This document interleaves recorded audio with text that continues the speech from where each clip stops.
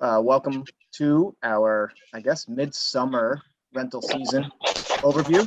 I am going to mute all.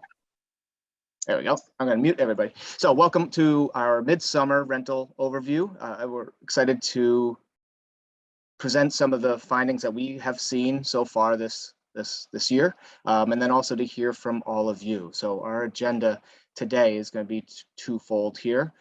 Joan Talmadge and I will be speaking for a few minutes, probably about 20 minutes or so, half an hour, and then we will allow for opportunity for Q&A at the end. We'll allow you to unmute yourselves or enter questions into the chat room, either one, and we'll take those questions and field those at the end. And I'm sure, given that we're in the heart of the season, I'm sure you have many of them. So again, the twofold part of this presentation, we're going to review kind of the summer stats. Everyone loves to see what's going on and what we're seeing overall in the vacation rental market. And then we'll talk about a few of our own experiences, both as a homeowner, Joan, and myself as a vacationer this summer on the Cape. So first things first, what we're seeing as we've been talking about and monitoring our demand levels. This is not new. Over the past 3 years, primarily due to the pandemic, the demand has spiked, and that demand had continued. It continued into this year for the 2022 season. And what we're seeing is we've been talking about the new normal, that the rentals have not just become there's not just been a boost in the summertime, but it's really expanded into beyond the summer, beyond our booking season has extended. If you're open to that, if you're looking to extend your booking seasons beyond the summer season in early, April, May, September, October, November, people are able to be successful over the past couple of years with that. So it really has, we've seen a big boost over the past couple of years and into this year. In addition to that, we've seen that the planning for vacations has become more of a year-round exercise. It's not something that we're gearing up. Everyone's preparing their listings and their rentals for the January boost after the holidays. It really is a year-round thing. And I'll talk about that a little bit, where people are looking now. People look even more in the fall for the following summer. It's not just wait till the calendar year turns over before you start to make plans for next summer. And I know that's far off. You're in the heart of 2022. So who's thinking about that? But you do have to start thinking about that to some degree and prepare yourself. So let's take a look quickly first at the vacation demand. We've been showing this chart for a number of sessions now. And every time I show this chart, obviously the one thing that jumps out are the spikes, the two spikes of note, the spike of the June of 2020 when rentals reopened, and then the spike that happened in 2021 when the vaccines rolled out. We hit those numbers. We hit record numbers that I really think, it's going to be hard to beat those numbers. I don't think we're ever going to hit these numbers again. It's going to take, and hopefully it doesn't. It took a pandemic to get there. So nobody wants to get to these June levels that we saw 2 years ago, but we've received the benefit. What I like to look at is not this chart as much as what does it look like in 2022? When I remove the last 2 years, 2020 and 2021, and we focus just on what's happening this year, 2022, and look at the pre-pandemic years, you see something of more of a trend, more of the trend line that is normal, not this abnormal spike. And this is what we've been saying, back in January when we presented a lot of this. We said this is what we expected to see, is a leveling out to a degree, but a leveling out that's above what was the norm. And so every time I look at different various numbers, we see that for the most part, our numbers are about 10, 20, even 30% above where they were pre-pandemic times. And so I think that's where things are going to settle out, is that the vacation rental industry as a whole has been given a boost. More people have been opened their eyes to vacation rentals as a vacation opportunity, and they're sticking with that as means for travel. And so just the interest and demand is just there, and I think it's here to stay. If we switch over to bookings, so the first look at bookings, I look back at where are we as of now, towards the end of July, and our booking numbers are slightly down from where we were last year. 5 to 10%, Nantucket up to 18%. It was for in comparison. But how does that compare again to those pre-pandemic times? So I went back and looked at what it looked like in 2019, and this is where you start to get that that boost 5, 10, 15% of the booking increase from 2022 compared to the last year prior to the pandemic. So things have been looking very strong over the course of this season so far. Furthermore, looking into fall bookings, and we're already anticipating these fall bookings. The summer is flying by, so people are starting to look for the fall and looking again at these numbers. We're actually even seeing, if you see the Vineyard and Nantucket are actually seeing better numbers now than last year for the fall. The only exception here is the Cape. But again, comparison to the pre-pandemic times, I think this is the fall, the off season. They are the ones that have greatly benefited from the increased demand and interest in rentals, and the ability for people to work from home, the ability for people to take long weekends. That has definitely impacted. We're seeing all areas of the Cape and Islands. The next thing that I was looking at was summer availability. So our summer availability chart is of our currently active listings. What percentage of listings currently have the various weeks available? And so again, this has been a similar chart for the last few years. And of course, what always jumps out here is the end of August. The end of August, the only exception was 2020 when things were really disrupted. But this season, we're back to the norm where that last week of August, about a third of you still have that week open. You're not alone, and those weeks do book up later. Last minute type bookings. Pricing is always key for that week, just because the demand or the availability is a little bit higher. So you're not alone, and there are methods to try to get some interest for that week that we can always, I'm sure Joan can have some comments on. In comparison to the prior year, again, similar trend lines here on the availability. Slightly better last year on those last couple weeks of August, but overall we saw similar lines. A couple places where a couple weeks, the heart of the summer, really the part of the summer that we're in now is doing even better than it was last year. And then looking ahead, lastly, is next summer. So as I mentioned, it's hard to start thinking about next summer. You have guests right now; they're in your home. The last thing that some of you probably want to think about is next summer. But I do have to point this out, and we'll keep monitoring this to see what the demand level is. But we've seen that the searches for 2023 are increasing. A few weeks ago, we opened up the search and enabled vacationers to start searching for 2023, and they are doing so.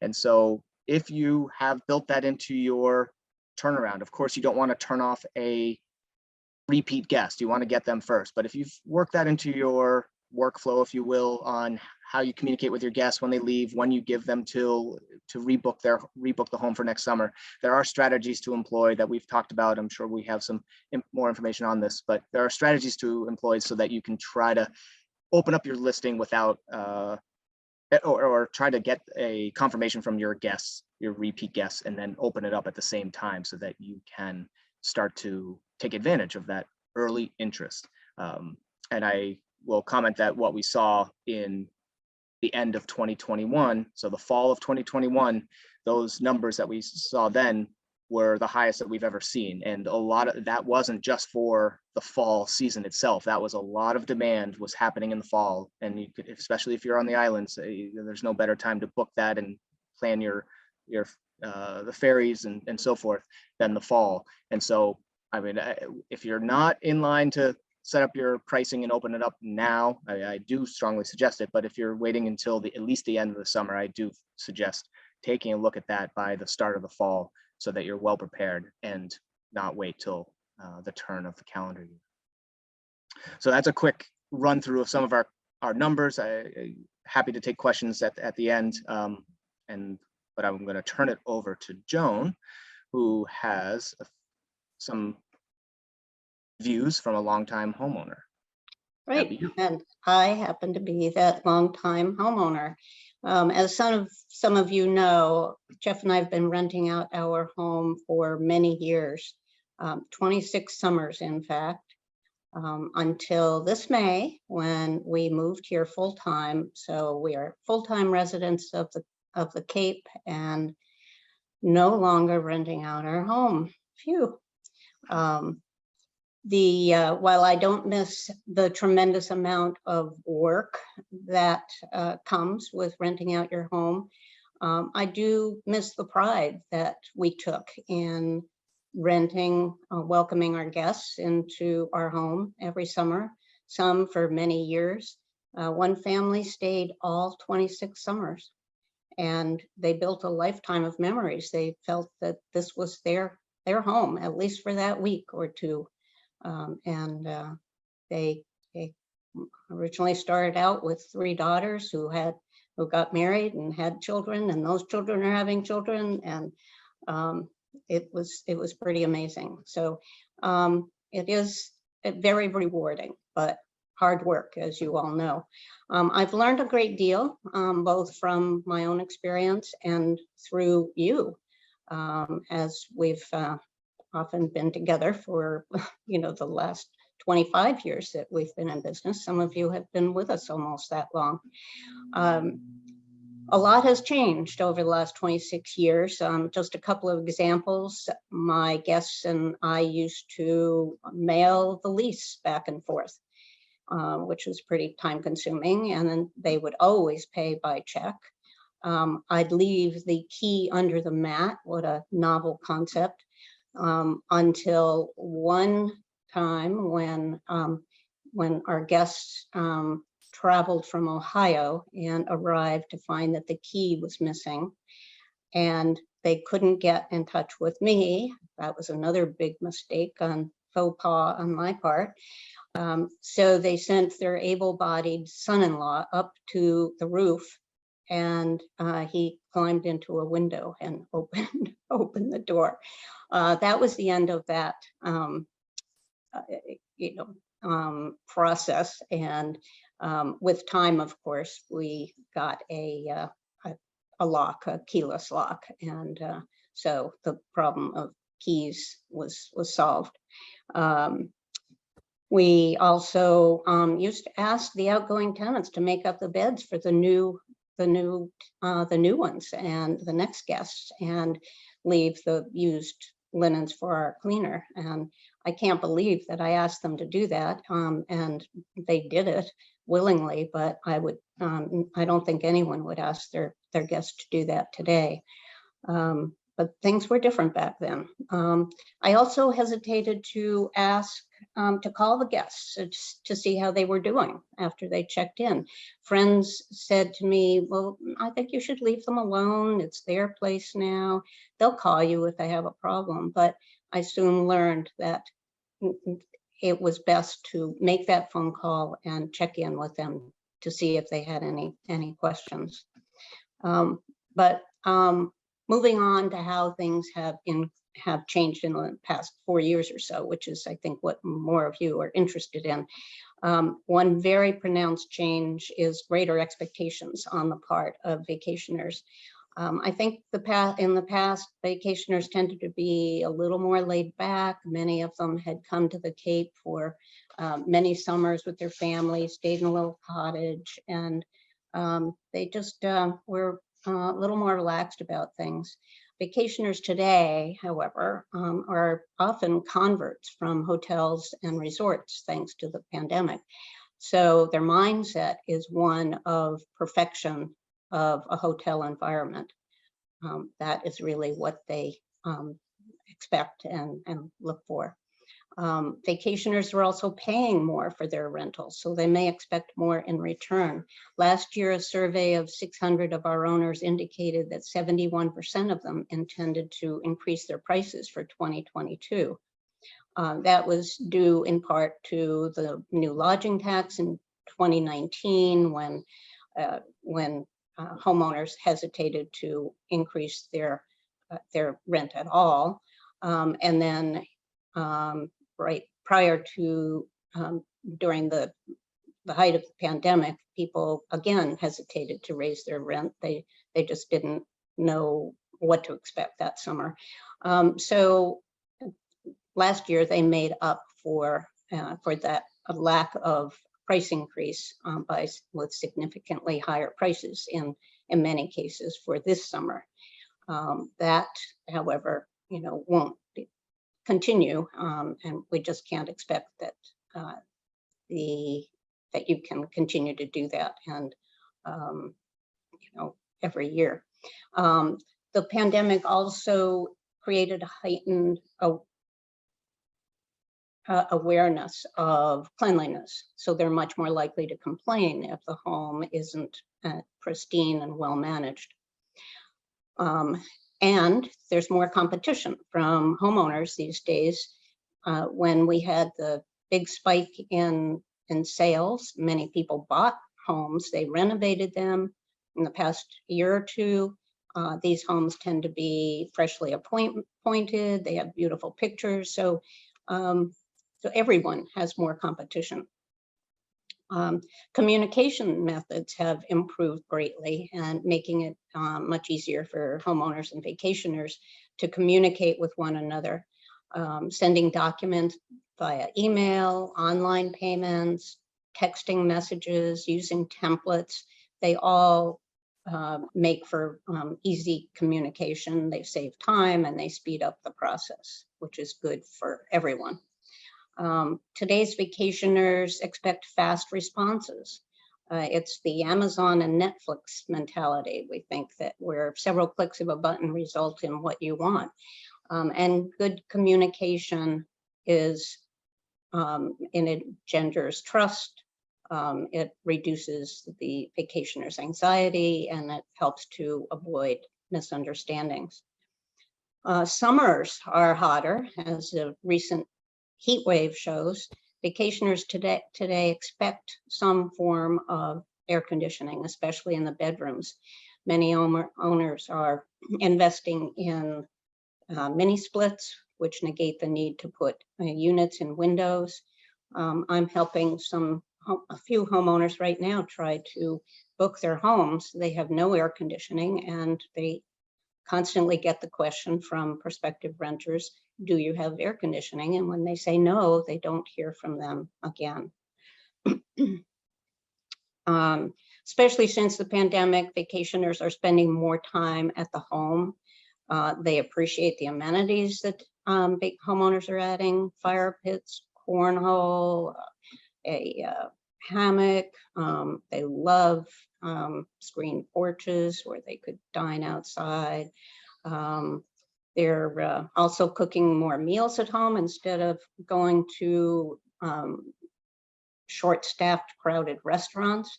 So they're expecting a fully stocked kitchen. And they're, as Jim said, they're booking earlier than ever, probably due in part to the demand. Years back, the booking season really didn't kick into gear until January or so.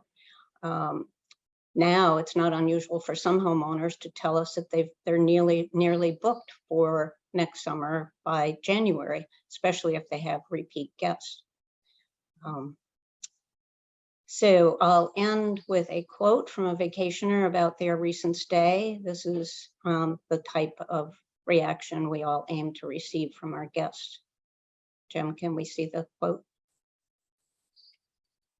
This was the most relaxing vacation we've had in a long time, largely due to our wonderful hosts. From the initial booking, they were so responsive and helpful and gave a list of everything the house came stocked with so we wouldn't overpack. We hope this was a first for what will become an annual tradition. And now we're going to hear from a vacationer.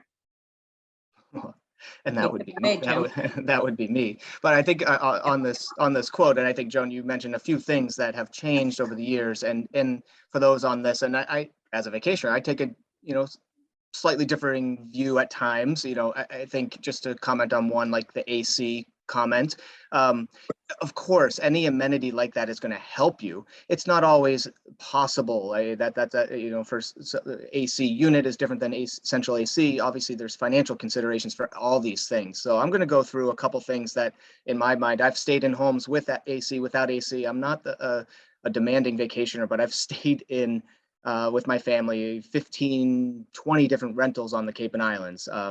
And so, I have the benefit of having experience on a couple different locations or rentals, or a number of rentals over the years, and different types of layouts, different amenities. So I just wanted to highlight some of the things. And back on that quote, the one thing that stands out is that it talked about how the host made such a big impact. And that's what I feel, that every rental is unique, and it has you individually as a host have a way to impact that greatly. And I'll touch upon a few things here about how the experience of renting a home, how homeowners, regardless of what amenities you choose, have a way to impact that rental and that guest experience that we've been talking about for the last few years. So as I've mentioned, I've generally rented 2-3 bedroom homes over the past 13, 14 years. And so I'm going to show through a couple of experiences. Specifically this year, rented a home in Chatham a couple weeks ago. So everyone knows that upon arrival, if you follow our social channels, you would have seen that we posted a video of my family arriving. It's that anticipation, the excitement of arriving at a rental home. You open the door, you've probably only seen the home from listings, and so you want to see what it looks like in person, and so you rush into the home, and everyone's has all that level of excitement.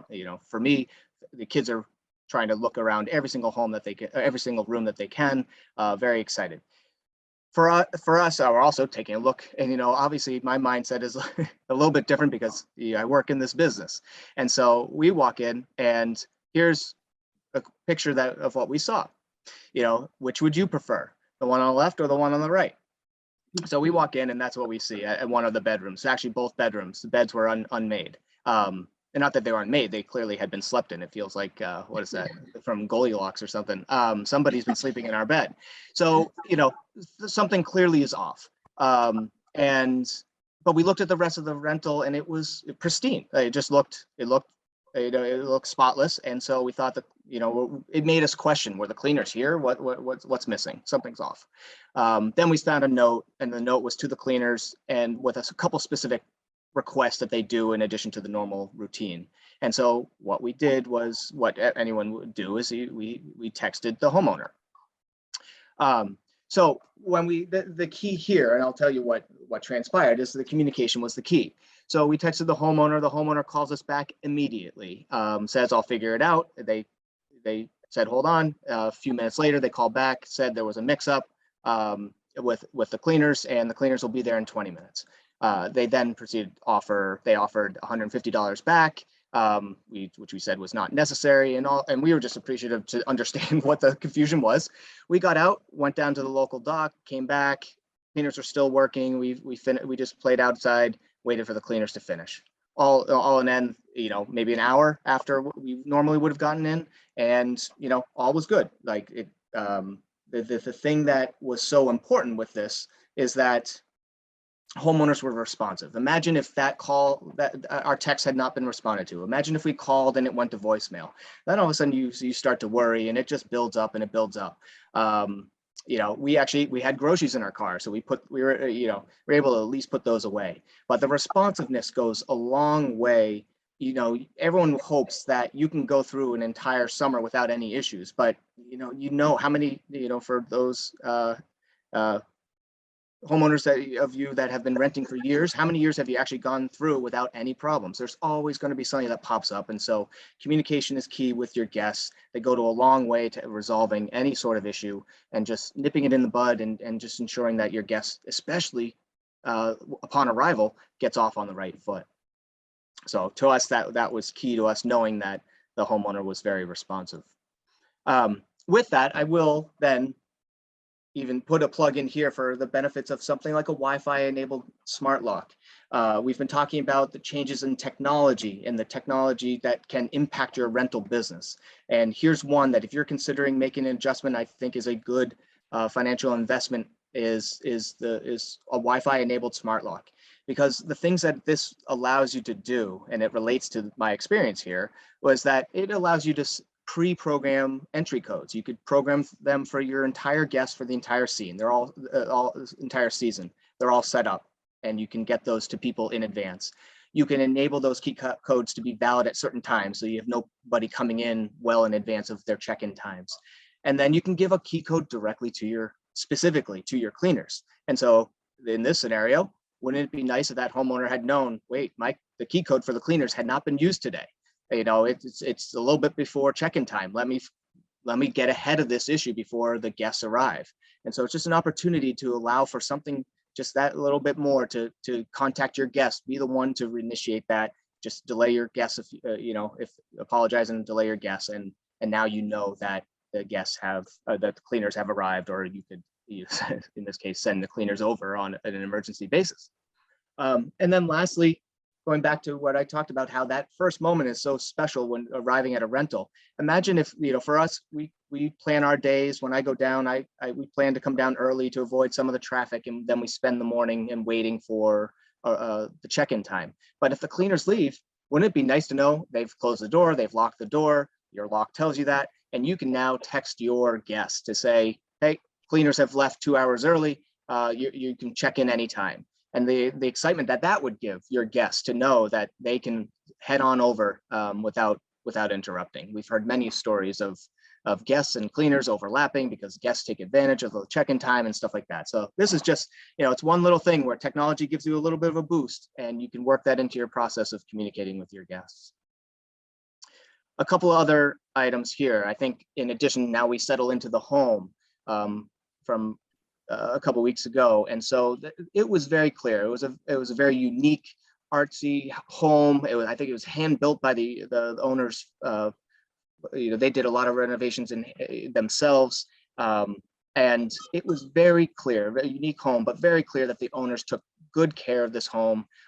Their care and attention to detail, it just showed that they care about the guest stay. They cared about making sure that their experience here was the best it could be.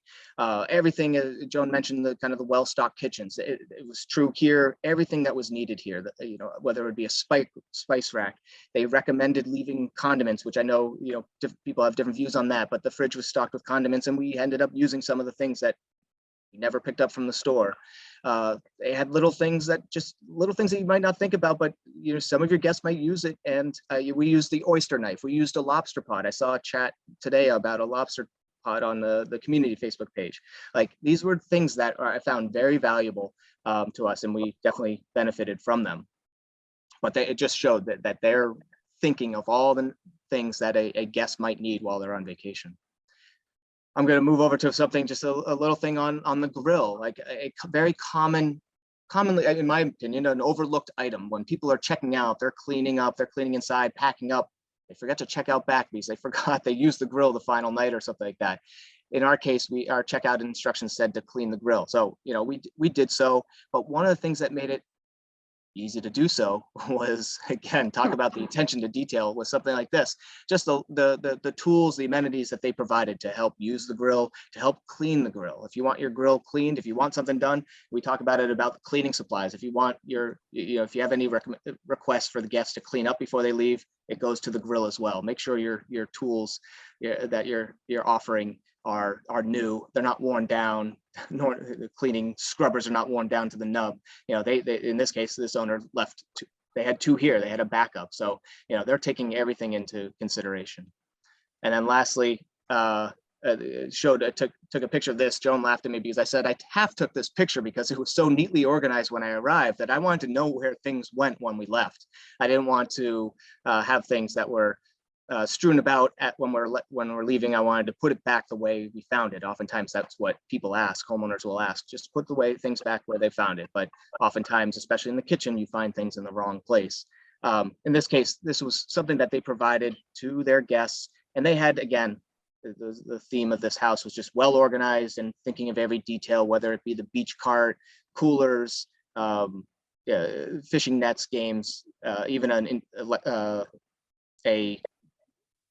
blow-up pump, electric blow-up pump. If you have any you save your breath when you blow up a floaty or something like that.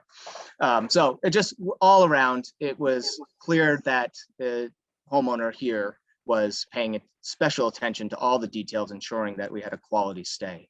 So I'm just going to wrap up on this end here, is that we're not stressing that these are all things you need to go out to, take every advice that we give here or things that get brought up in the Q&A later, not go out and do all of them, but find what works for your guests. You know your homes, you know your guests, or get to know your guests a little bit, and identify what would make their stay a little bit more enjoyable, and pay attention to the details, and ultimately ensure that you have that best communication possible before, during, after.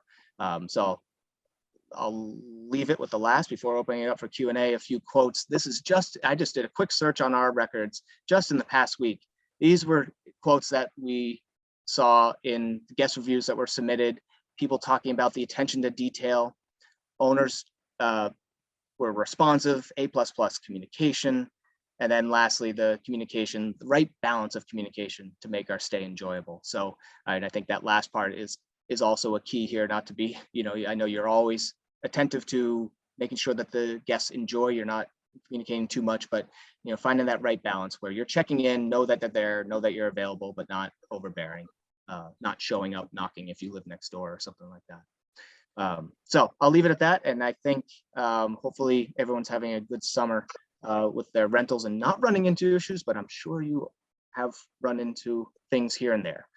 So we're going to open it up for Q&A. I'm going to stop the share here, bring it back. So what we'll do, let me first see.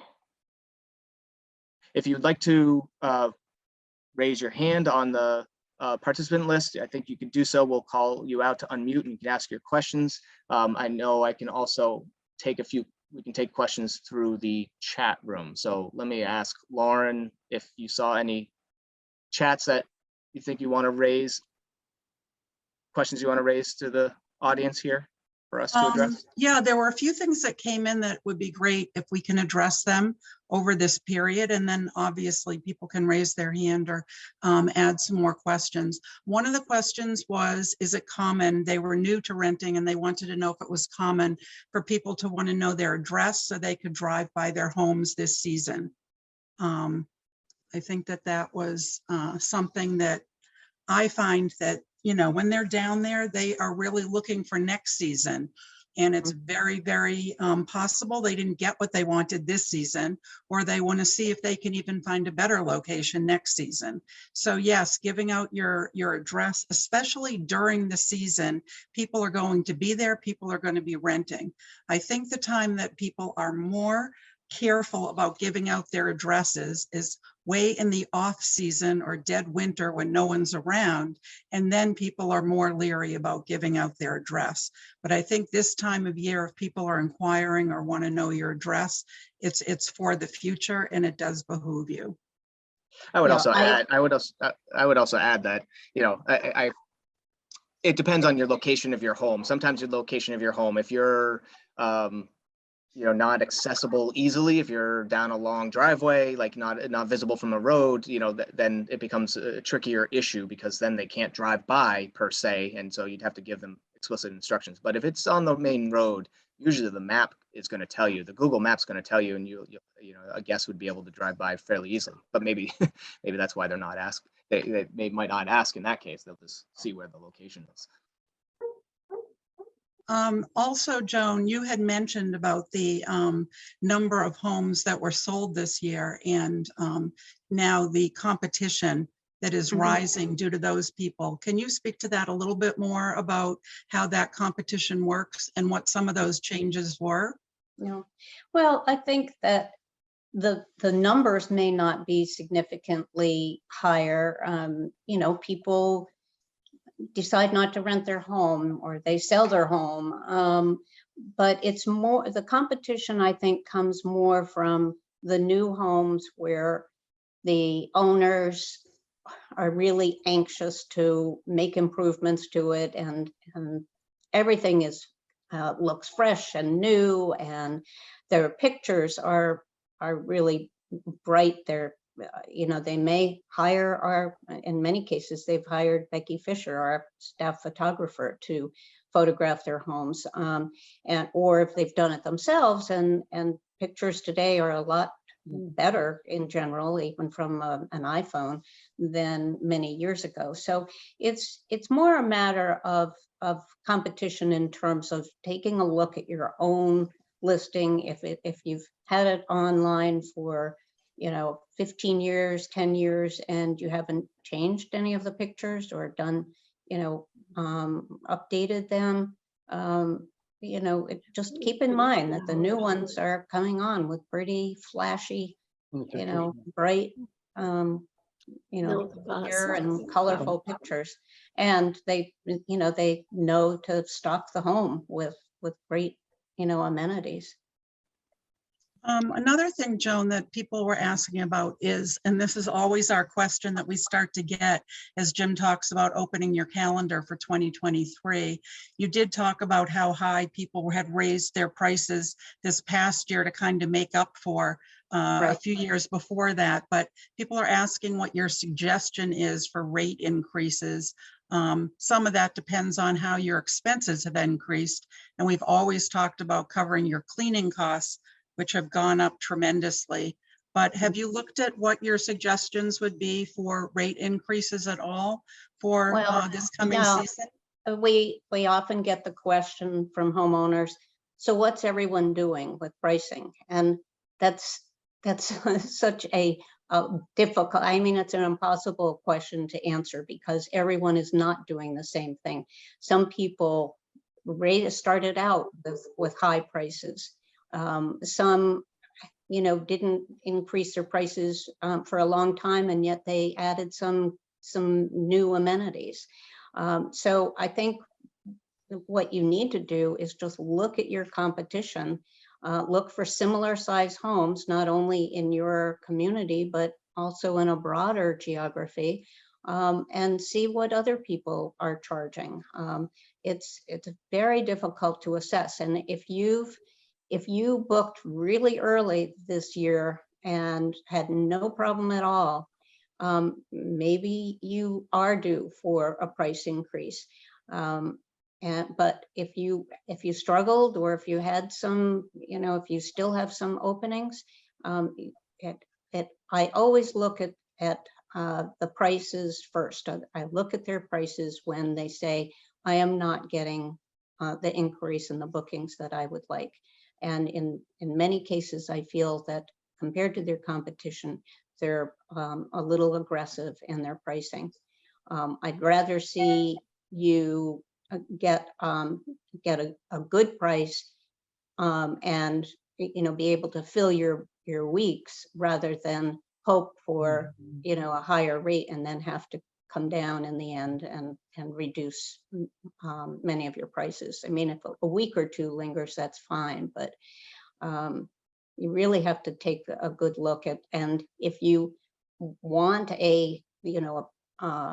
want me to do a pricing analysis, I can do that for you. We do charge for it, but what I do is I look over your listing, I give you lots of suggestions, and I for not only your listing, but just I just take a very broad look at everything, every aspect of your renting, and also your calendar, and send you some comparables. It's not an exact science, but it has helped many people, and in many cases I've ended up encouraging them to increase their prices, and if they made the changes that I suggested as well. Can I speak, Joan? Yeah. Okay. Sure. Good. As far as pricing, my wife just nudged me. She says, "Yeah, call her about looking at the pricing for our house. Get her help." And she's right. But one of the things coming up right now, our home has central AC, and it's a pretty good sized house. And with the heat wave going on, I'm more afraid of the electric bill than I am of the heat. It's going to get really expensive. So a lot of things are increasing right now, right? So we have to take that into consideration. Well, when we first had the taxes, I'm sure all of us shared the responsibility of that. Either we lowered our prices or we kept them the same, so that the burden on the guests wasn't that large. And then later on, as you mentioned, we did increase it, come back again. This last year we went up about like $100 in our house per week. Yep. You Yep. know, that was my Well, thing. and that's not, that significant. If you go up $100, or it depends on your price cap or your price range, but what we were seeing a year ago was huge increases in some cases, in more expensive homes, like by $1,000. And it Oh. just seemed wildly aggressive to us. I think the other thing is that vacationers don't really care that your costs have gone up, unfortunately. So it's hard to always pass that on to them. I know that cleaning costs have gone up, and so I think most people are justified in raising their prices. You just have to be, careful about not doing it aggressively. So. Okay. While I'm still on, so I'm not interfering later on. Okay. One more question. We're on our property's on Scargo Lake, which is very fortunate. We have beautiful property on Scargo Lake. Mhm. And the back of our house is 50 feet from our dock on Scargo Lake. And people swim in there and they boat in there. And we have the kayaks, everything that they need for that. But now, I don't know if everybody knows about the bacteria going on.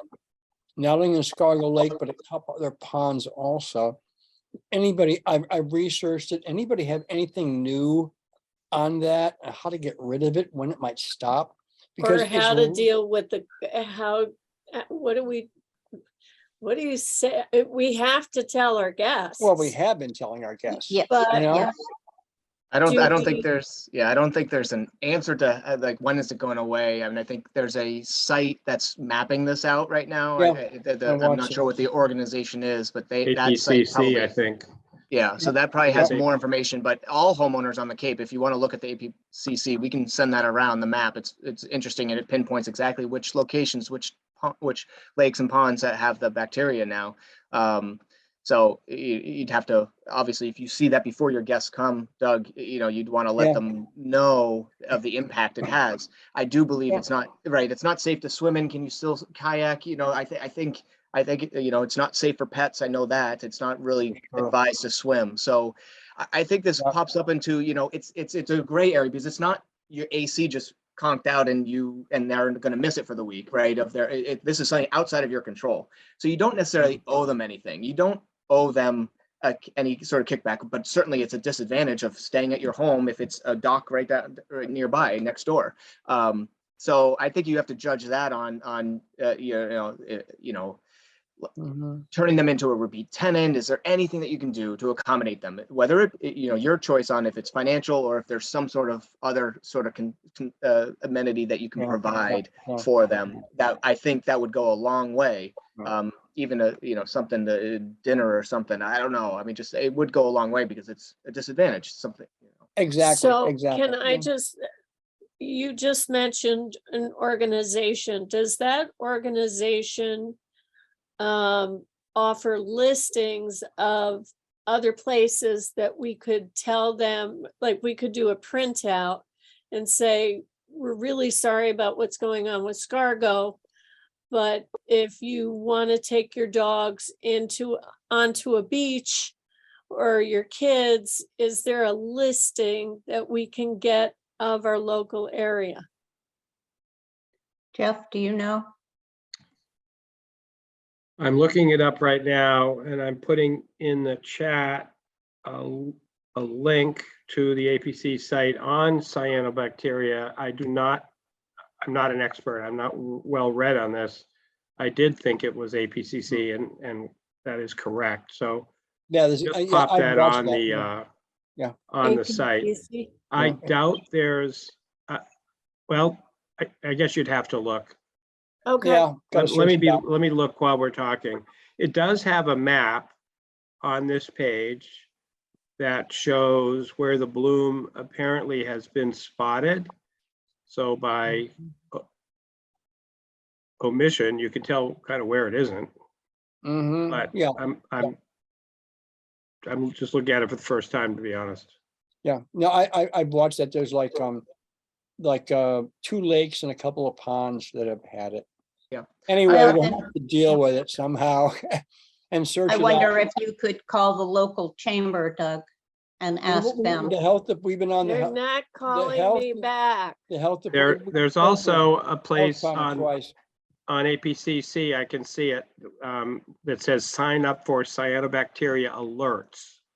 So you might, if you're on a pond or part of your set of amenities involves Ah, the beautiful kettle ponds on the Cape, I would suggest strongly that you sign up for those, just so you're on yeah. top of the situation. Great. Well, it's very detrimental to our future. People get irritated, like, Sure. how long will this last? Will it be coming back next year? All this other Yeah. stuff we have to deal. It's Yeah. not unusual. I mean, we've been through COVID. We've been through all kinds of versions of COVID. We got monkeypox coming down our butt here, and now we also have, bacteria in our lakes. So we got a lot of stuff to deal with. Yeah, Yep, Well, no summer's dull. I am just gonna, Doug, thank you as always. And we'll look up some other information and send it Okay. around in the post up Thank notes. you. I do wanna, let me move on just to Let's move on. 10 Yes. minutes that we, 10 minutes I that we got. wanted to follow up with Joan on some people have said that they've actually gotten several inquiries for next summer, but people are really looking for discounts. And they wanted to know what your response would be to that. They've said to them, please, we feel our rates are very reasonable. Look at other, comparables, and we feel our rates are good. Other people feel that it's way too early to give them a discount, but how would you best answer that if they're getting a number of inquiries Yeah. and asking for discounts up front? well, first of all, I'm really surprised that anyone would think to ask for a discount at this point in time. Why would a homeowner, if they put the rates down that they think are reasonable, why would they decide to discount? I mean, unless somebody says, okay, I'd like it for a month, could you discount it? That might be a different situation. But I think that homeowners should stick to your guns. And if you have reasonable rates, or you feel your rates are reasonable, just tell them that you're, that you will not, you're not prepared to reduce your rates, especially if this early. And if a lot of people are asking, then I would wonder if maybe the price is too high, but I doubt that's the case. Great. Thanks so Lauren, much. Lauren, if The we can, other we have, thing- Lauren, if I we can, just- we have a hand raised. I just want to get to it. Okay, and I just wanted you to know that the last question I just wanted to say is I'm posting a blog post because a number of you have asked what to leave inside your home and what to leave in the fridge. So check the chat for that link as well. Go ahead, Great. Jim. All right, Mitt, I know you've had your hand raised for a little bit. You want to unmute yourself? Let's see if this, I have There a we go. couple of questions for you. sure. I mean, if you're checking in right after me, you get a perfect house. But our house is booked week after week after week. I mean, some guests even move furniture. Although we have a caretaker and we have a cleaner that comes in, we just have a 6-hour turnaround. So I wanted to see how you deal with that. And then at the beginning of the season, our our cleaner was changing the beds. But we got a lot of questions about, are these sheets clean? So I just decided in our manual my cleaner said, let's just not make the beds and give them clean sheets due to COVID, due to monkeypox, due to all of these things. We want you to know that you have clean sheets. And we haven't gotten a complaint about that at all. It has worked out really, really well by just leaving all the clean linen and towels on the bed. Guests know that everything is clean. Yeah. The question that I want to ask to you all, we wanted to erect a fire pit, but when I looked at the insurance of what it would kick up to, my husband was a previous federal judge. Everything he does is check through that insurance. How do you check out with your insurance before you erect a fire pit? Good question. Because the Mitt, cost and I- goes completely up. Yeah. I don't know the answer to that question. I do know that we have an addendum that we give to homeowners if they do have a fire pit or they offer kayaks or bicycles. that they would have their guests sign along with the lease. And so Okay. that, that would probably help. I don't know about insurance. I think that's something individual that you'd have to check with your own insurance agency. Yeah, every year with our insurance, when we go over that insurance and look at what are you doing, what changes have you made, the insurance on in Oak Bluffs is not that cheap, right? You're getting this Lloyd's of London. It just escalates every time we try to do something like a fire pit, or even to say you can ride the bikes, or even bring a dog on property. A lot of that, you have to have a rider in for liability just in case something were to happen. So I was wondering how everyone ties it back to their lease, back to their insurance. And the only other thing that I will say to you all, we have the battery where 4-digit code. Just make sure you change the batteries every year. Because it could get where you're in the middle of a season and the batteries go low and it doesn't open up. So in April, I just change our batteries every year just to stay on top of it. Yeah. Good suggestion. In terms of the beds, and that first guest of the season, I always felt they had the best of everything. Their beds were made for them. Everything was just perfect because I made it, as perfect as I could.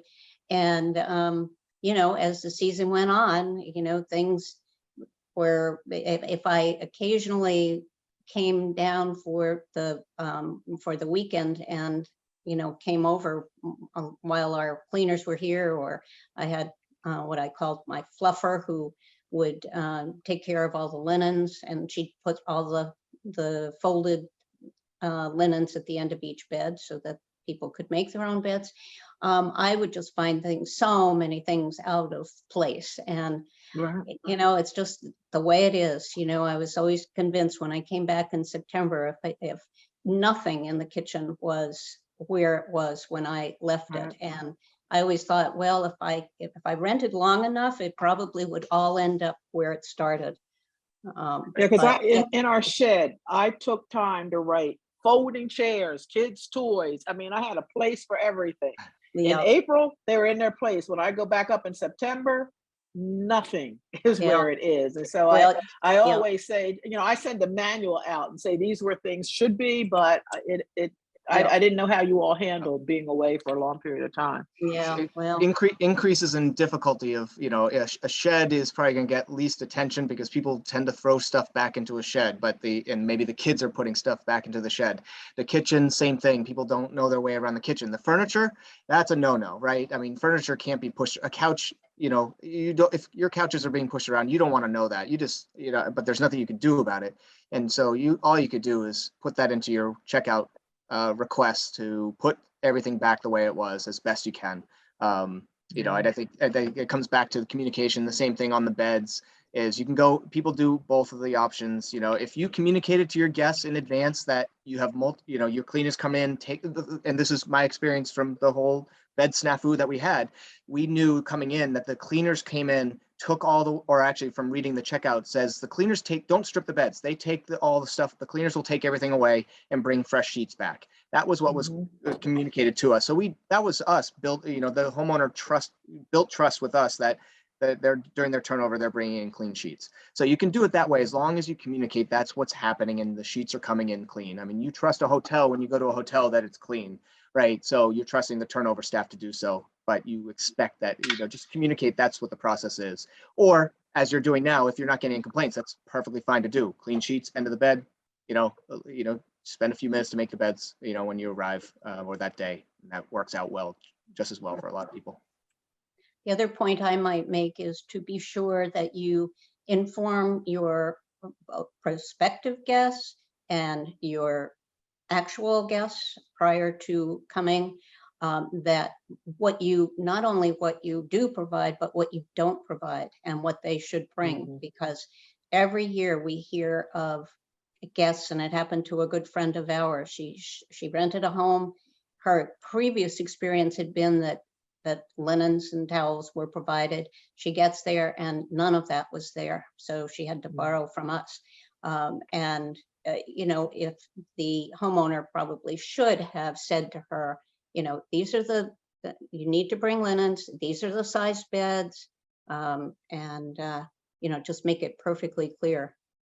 Even perhaps adding something to the effect, to that effect in the lease. All right, I'm gonna keep going. Cynthia, I'm gonna ask you to unmute. And then Bob, I see your hand raised as well. Hi, thank you. Sure. My house is on Martha's Vineyard in Edgartown, and I'm on the water. And what I have noticed very much, mine is more of a high-end house. The prices reflect that, totally redone. Is that a number of the houses in my area have been totally taken off the market for Martha's Vineyard, especially at the high end. A lot of people now are living there, retired, or living there for 6 months and then living someplace else for 6 months. Are you seeing this also in the listings for Martha's Vineyard at the higher end? Sorry, but I don't have that numbers off the top of my head. And I think what we'll have to see is kind of at the turn of the season, at the end of the season, because just in the past few months, we've reached a peak during May, June time period. We've reached a peak of our rentals. And then some will expire and wait to renew, or others, just the turnover that you normally get year after year. It's something that certainly we can report back on, is just the overall impact on vineyard rentals. But I don't have that numbers here today. Okay, thank you. Less competition for you, Cynthia. Yes, an awfully lot less, as a matter of fact. Yeah. Yeah. Cynthia, have you found that people bid on your house? I mean, somebody asked me for the first 2 weeks in August, a crazy amount of money. If I would boot everybody out and take that money, have you found that? Wow. No, but my house was booked pretty well by last summer. Yeah, they don't want me to offer it to the guests for the next year. And they offer crazy money for it, which that gets to be kind of, I just find that is not something that I choose to do. I always give right refusal. Yeah. So. But no, I find also that, with increased prices and everything else, that yes, I will be increasing, maybe not up to inflation levels, but I will certainly be increasing my prices for next year. Yeah, certainly. If you're seeing People that are demand, just willing to pay a lot of money. Yeah. It's crazy. it's been true, and we'll monitor that as I mean, we got you'd think they would keep going as the demand raises during this pandemic. Not surprisingly, now that inflation and potential recession and all that talk comes into play, that's going to have an impact. But we'll of course be able to report on that as we see other homeowners start to enter all their pricing for next year. One more, Bob Glover. Hi, thanks for taking my my question, and I just want to give you guys an idea of what it's like to not have any rentals. So I've been working with Joan all season. I have a home in Sandwich that sleeps 8, newer colonial. We had 2 full years of rentals, and we have none this year. And we have dropped our prices significantly. We've received some advertising. And for those of you out there who are having these small challenges about bed linens and so forth, the real challenge is trying to hang on to renters, or even start to get renters in the area that we're in. So I'd like to leave my email out and get some feedback from you folks that are, long-term renters, and have maybe some feedback that you can give me that I haven't heard already. We're doing all the same things you are. We have a very clean house. We have a very large house. We have an air-conditioned house. We've gone down to 3 to 4 days a week. We've tried everything. And while we're receiving maybe a dozen or more inquiries, nothing's sticking. So I'd look, for some feedback, and not on this call from anyone, but I'm going to put my email out there. And if any of you got a couple of minutes to send me some suggestions, I'd really look forward to it. We're at a point where we're probably going to shut down for the season and, you know, not keep the house open for renting. We're going to decide in a week or so, but I'd look forward to hearing any comments from you folks. Thanks for taking my question. Bob, you and I have, as you mentioned, worked on this and, you know, done some last minute alerts. You also decided to accept pets, which is always a big draw. So I am at a loss, but I would like to talk to you and also hook you up with our marketing department, and so that they can give you some you know, advertising and just hopefully garner some bookings for and save some of the summer. Thanks, Joan. We're really strongly thinking about closing up the shop by the 31st, which would allow for us to not have to really be concerned about rentals through August. But you know, we're going to give it another week. Okay. But I mean, Well, let's talk tomorrow. You know, you and I have just conversed over email all this time, I believe. So let's talk tomorrow and see what we might be able to do for you. great. Okay. I hate to see this happen to somebody, because you do have a very nice house. Thank you. All right. Well, we've run up past our 8 o'clock time. Certainly happy as always to take questions offline. You know how to reach us by phone, email. We're always around, available to address any questions, concerns this summer or planning for next summer. So either one. So anything else, Joan, from your end?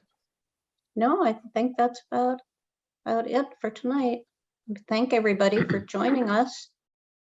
All right, thanks everyone. I think we'll do it again, but maybe we'll let the summer roll through. But we'll be in touch with our next meeting just to get people back together and see how everything wraps up. So thanks again, everyone, for attending As tonight. usual, we love you guys.